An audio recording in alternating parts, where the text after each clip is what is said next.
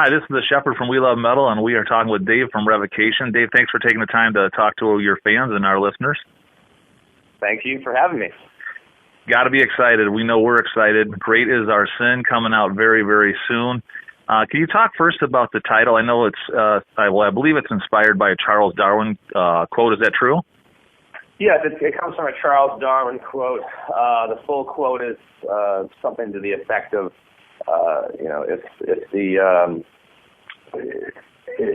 what is it? I think it's talking about poverty, and it's like, if the poverty,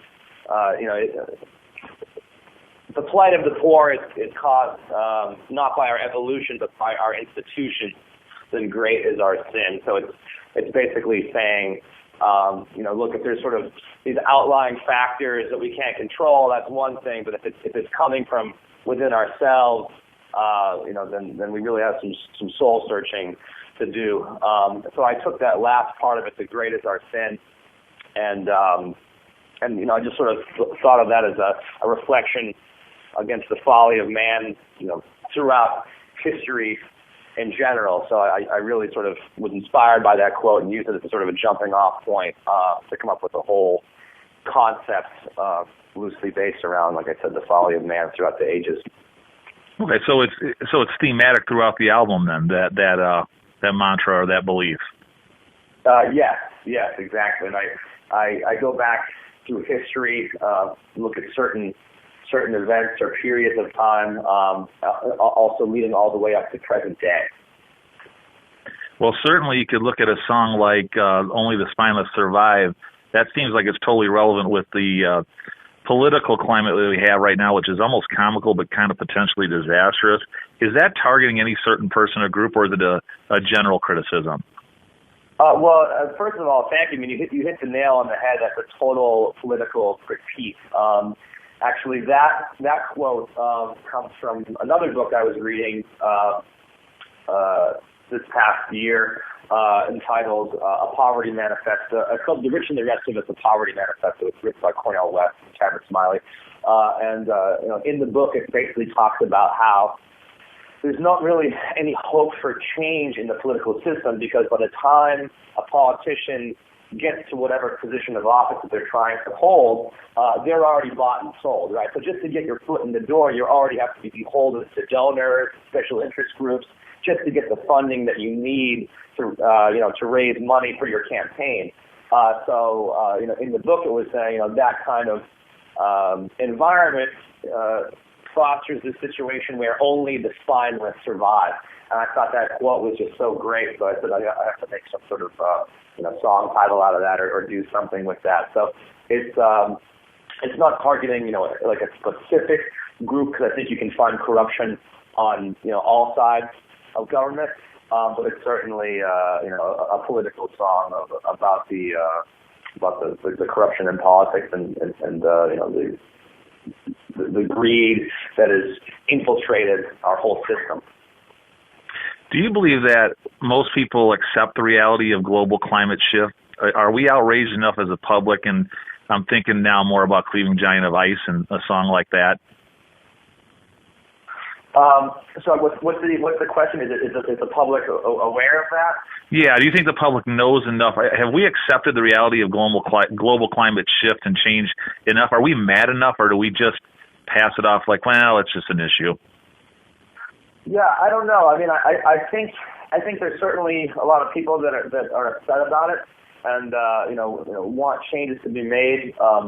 Unfortunately, the powers that be, again, they have so much power and control that the voice of the people or the desires of the people has sort of very little effect on public policy. I mean, there's been certain provisions that have been put forth to help curtail that kind of stuff, but a lot of the sort of data I've looked at and articles I've read about that, a lot of people are saying, like, it's almost too late at this point. Like, we need to figure out ways of, radically, shifting away from fossil fuels, and whether you sort of, believe in that or are skeptical of it. I think something that everyone can agree on, right, is that pollution is bad, right? I mean, right. It's not. I mean, our oceans are dying. There's all these ramifications that pollution have across the environment. I mean, if you look at, a lot of people are saying we're like in another Anthropocene extinction right now. There's all these species that are dying off at unusually high rates, and dead birds flying out of the sky, dead fish washing up on the shore. So there's all these sort of warning signs right now. But unfortunately, I think unless there's a major crisis that happens that really affects either people's wallet or their health or their well-being, people don't get amped up enough or animated enough to go out there and really try to make a change about these types of things, or at least vote in a certain way or organize on a grassroots level to really care. And with what we're seeing with scientists, we're seeing with these data trends, it doesn't just happen overnight, right? It happens over a period of a long time, but the effects are sort of detrimental. So it's not like you sort of wake up and you just are really sick with the flu. It's sort of like a cancer that sort of metastasizes over the years. So by the time you learn about it, it's too late. So I think that's sort of the unfortunate thing when you're looking at sort of long-term data trends. People don't feel them right away. They develop slowly over time, and it creates this sort of snowball effect. Great as Our Sin has thrash, death elements, tempo changes, some classic guitar type of things, solos. There's so much to it. Was that a definitive plan from the outset, or did that just occur organically? I think it just occurs organically for us. Every record, we try to push our boundaries and add different dynamics to our sound, but it happens over the course of the writing process might take a year and a half or 2 years. And basically, as soon as we're done writing a record, we don't sit around and wait, for months and months and months to start working on new material.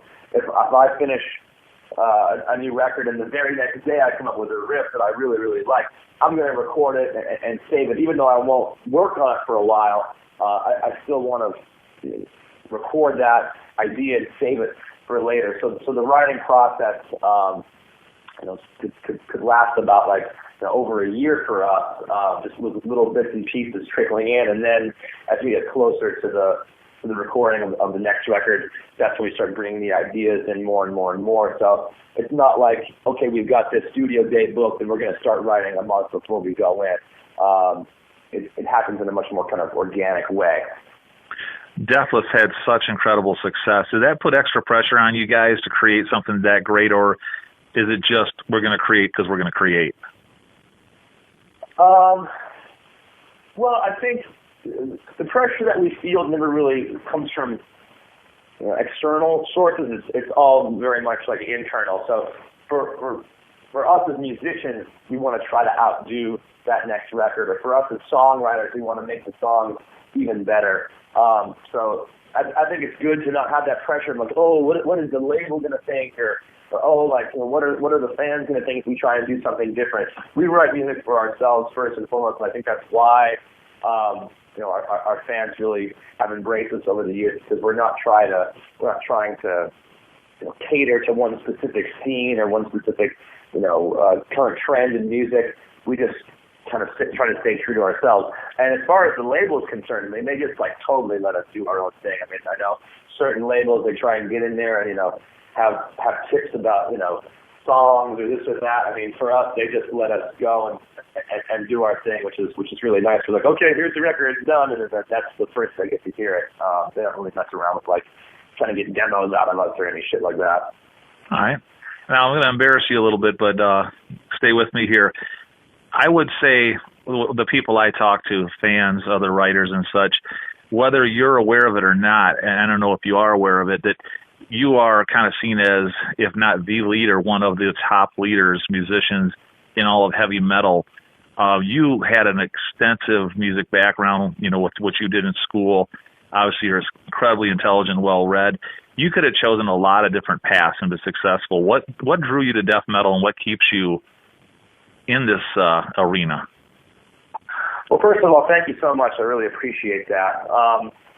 I don't know. I've always loved music, and as soon as I found metal, it really just clicked with me. I was just obsessed with it in my younger, teenage years, and loved being part of the local music scene in Boston, and I met so many great people through that. And I think one of the things that really drew me to it is it goes against the status quo, right? It's not just about maintaining, like the status quo, like I was just saying, but it's about pushing the boundaries of music, whether it's, with the aggression or with the, extremity in terms of like the tempos or the technique that's involved. It was just something that was really, really inspiring to me, and continues to be a source of great inspiration for me. I think most people love to watch professionals at their best, whether it's, an athlete that is doing it, like maybe Steph Curry or such, something that's at current right now, and you just love to watch and be a part of it. I was listening to Crumbling Imperium a few times, and it seems like it's so outrageously good, and almost like it's easy for you guys and easy for you, like you're just toying with the instruments, and you're just in a whole different world. Do you slip inside like this different zone and just you're there and everything else is not even happening? It just seems like it's so easy for you. I'm sure it's been many, many, many years of work, but it just seems like you're in that zone. I try to, when I'm writing or when I'm playing live, you try to let your subconscious sort of take over. I mean, I'm very much thinking about the parts when I'm writing. I'll sort of, even without having the guitar on me, I'll sort of pace back and forth and just envision different possibilities. Like, what if the drums went like this, or what if the bass line came in here, this or that.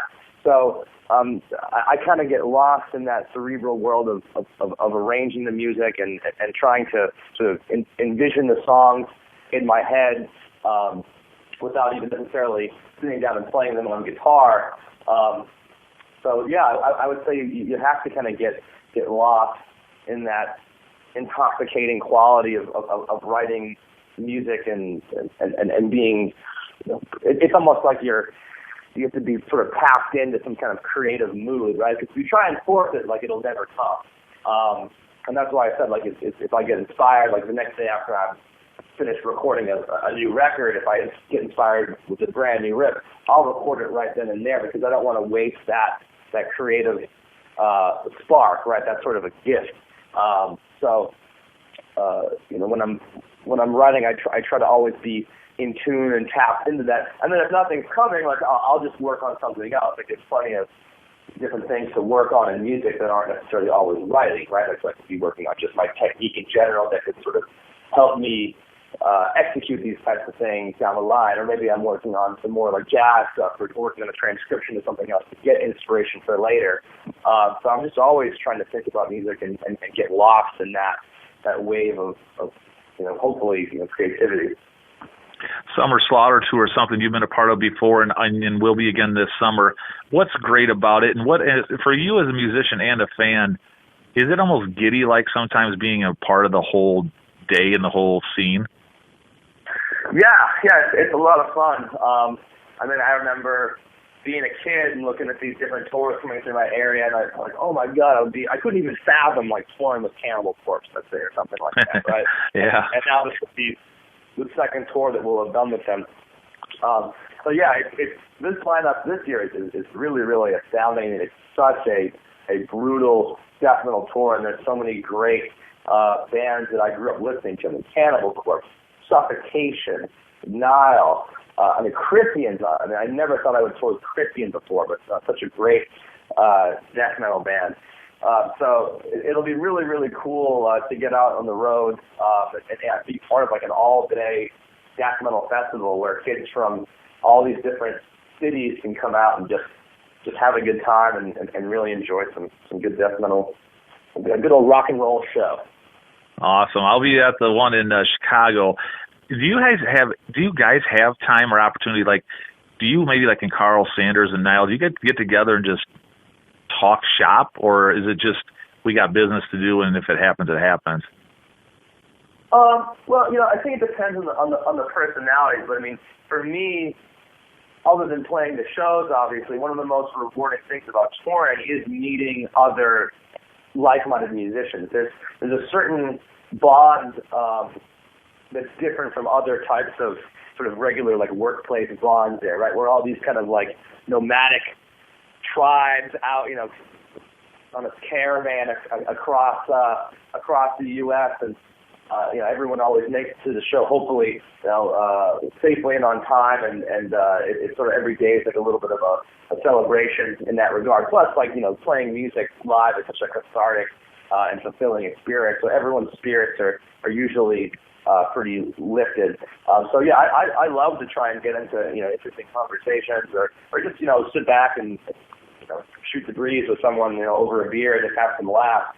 And that to me is some of the most rewarding experiences I've had, like I said, other than playing the actual shows, because you get to talk with some musicians that have really, really influenced you over the years, and you might have some things in common that you never even knew, or you might, even like the two of us have a guitar, like, oh, show me that one lick from this song, or trading different musical ideas back and forth, which is also really, really rewarding, which I've gotten to do on a couple occasions. Fantastic. We'll let you go on just one last question, and again, thank you for your time. I know it's precious. The album drops the 22nd, is that correct? I believe so, yeah, July 22nd. July 22nd, Great Is Our Sin.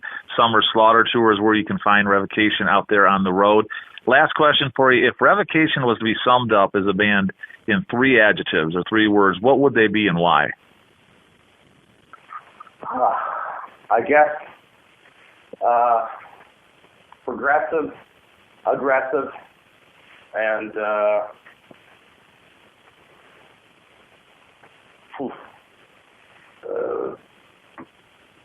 technical. Okay, fair enough.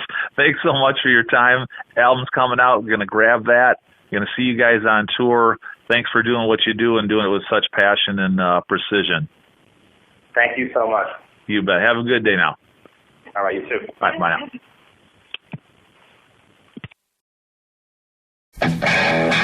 now.